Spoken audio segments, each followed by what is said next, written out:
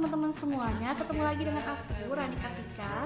Nah, kali ini aku akan melanjutkan pembahasan pada video aku yang sebelumnya tentang apa aja sih kekeliruan-kekeliruan yang dilakukan oleh mahasiswa dalam membuat yang namanya usulan proposal penelitian.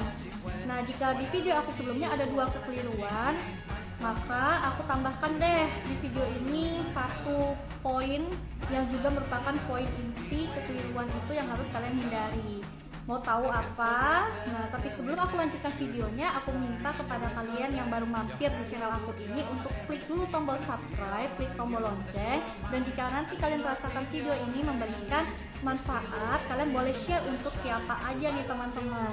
Jangan lupa berikan saran masukan kritikan kalian di kolom komentar. Terima kasih. Yuk kita sama-sama belajar, karena belajar tidak hanya milik kaum intelektual tapi juga milik masyarakat luas. Teman-teman semuanya, rekan-rekan mahasiswa, jika di video aku sebelumnya kekeliruan pertama mahasiswa ketika membuat UP atau usulan proposal penelitian adalah terlalu fokus memikirkan judul sehingga mengabaikan yang namanya rumusan masalah penelitian, lalu kemudian kurang paham bagaimana cara menuangkan ide dalam latar belakang penelitian. Nah, yang ketiga ini yang akan aku bahas adalah sebagian mahasiswa masih belum tahu bagaimana sistematika dari penulisan tugas akhir maupun metodologi penelitiannya. Nah, sedikit aku sampaikan bahwa kalau kalian merasa ya, ini buat mahasiswa-mahasiswa khususnya S1 lagi nulis skripsi, kalau yang tesis sama disertasi sepertinya tidak perlu lah ya saya jelaskan, karena pasti udah pintar, udah tahu semuanya nih bagaimana cara untuk merumuskan tugas akhir begitu. Nah, untuk adik-adik yang S1, kalau kalian merasa kalian belum tahu bagaimana sih sistematika penulisan tugas akhir, sarannya adalah kalau kalian nggak mau buka tuh buku panduan, biasanya kampus ada buku panduan penulisan tugas akhir.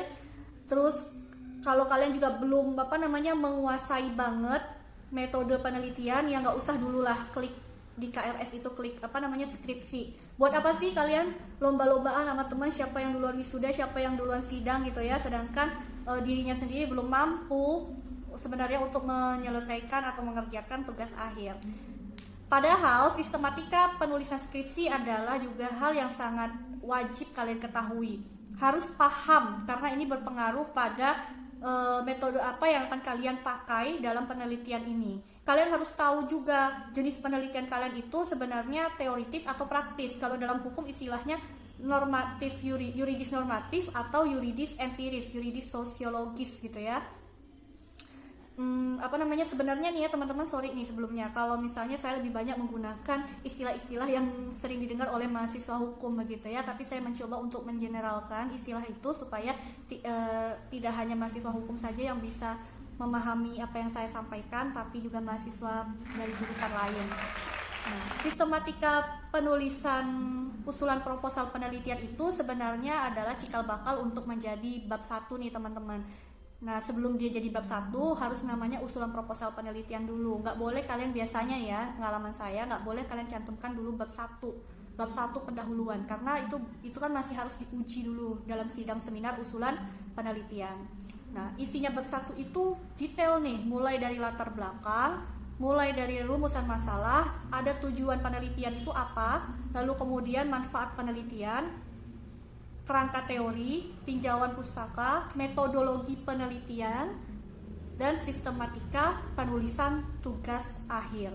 Di sistematika penulisan tugas akhir biasanya memberikan keterangan ini tugas akhir kalian ini terdiri dari berapa bab, biasanya begitu. Apakah 4 bab atau 5 bab? Di kampus saya dulu itu 4 bab aja nih teman-teman. Bab 1, bab 2 itu tinjauan pustaka, bab 3-nya pembahasan, bab 4 itu penutup yang berisi kesimpulan, saran maupun rekomendasi. Tapi ada juga kampus-kampus lain yang menerapkan sistem penulisan tugas akhirnya terdiri dari 5 bab. Jadi babnya itu yang metodologi penelitiannya tidak dicantumkan di bab 1 tapi di bab tersendiri, yaitu bab 3. Nah, masalah kendala lagi yang dihadapi adalah pada metode penelitiannya itu.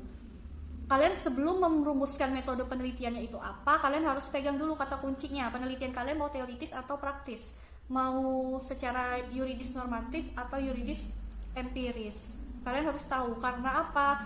karena itu nanti berdampak pada istilah-istilah penyebutan yang ada pada metodologi penelitian.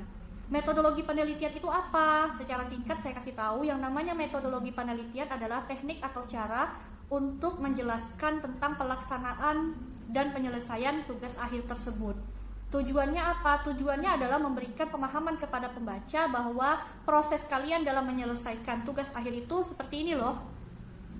Isinya apa aja sih metodologi penelitian itu? Dalam metodologi penelitian, teman-teman harus pahami banget. Ada istilahnya, yang pertama jenis penelitian. Atau istilah lainnya mungkin beberapa kampus ada yang pakai tipologi penelitian, ya. Nah, ini maksudnya apa? Ini menjelaskan uraian-uraian yang berisi tentang tipe penelitian kalian ini masuk ke ranah teoritis atau praktis seperti yang sudah saya sampaikan di awal, di pertengahan tadi.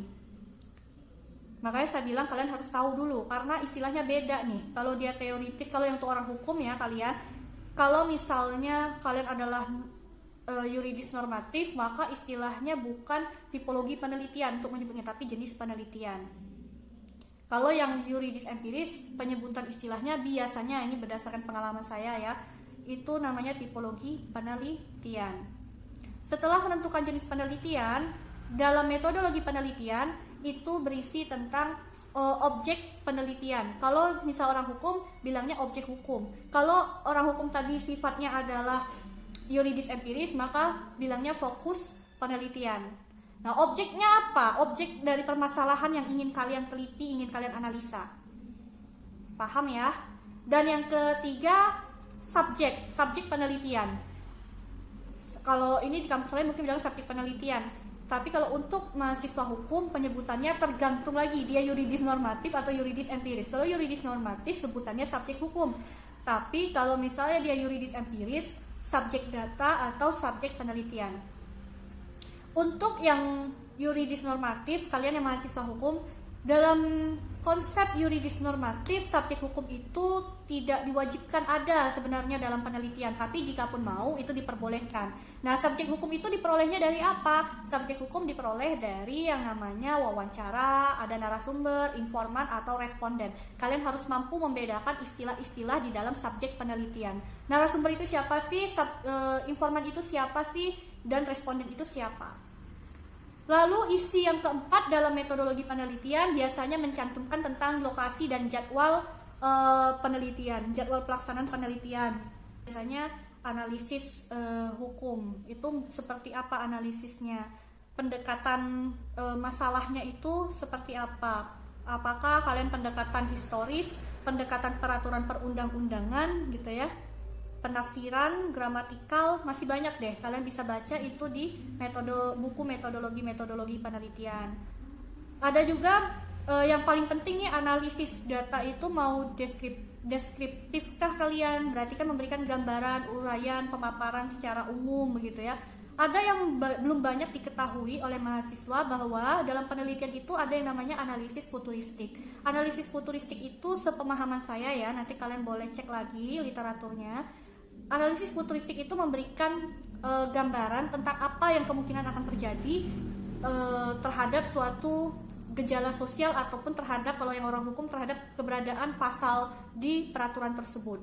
Sekarang ini belum ada nampak loh di lapangan kejadiannya, tapi berpotensi nggak dia nanti ke depannya itu menimbulkan permasalahan-permasalahan. Nah, itu namanya analisis futuristik. Tapi sepertinya ini hal yang baru gitu ya teman-teman, belum banyak juga nih yang mengajarkan tentang namanya analisis futuristik.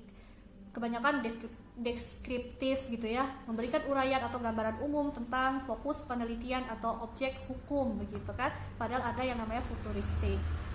Oke, mungkin itu aja teman-teman gambaran singkatnya. Kekeliruan kalian tadi sudah harus kalian antisipasi ya kan, supaya kalian udah nggak kebingungan lagi nih gimana cara untuk membuat yang namanya sistematika penulisan tugas akhir dan metodologi penelitian.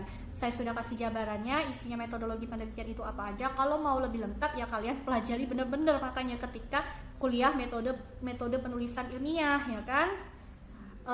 Sekian dulu teman-teman informasi dari saya ini. Nanti next kalau kalian masih belum paham, mungkin kita bisa bikin video lagi tentang metodologi penelitian secara lebih rinci ya kan. Ini masih hanya sekedar informasi perkantas saja untuk kalian. Jika ini bermanfaat, tolong dong tinggalkan jejak like-nya, lalu kemudian share ke siapapun. Terima kasih ya teman-temannya. Wassalamualaikum warahmatullahi wabarakatuh.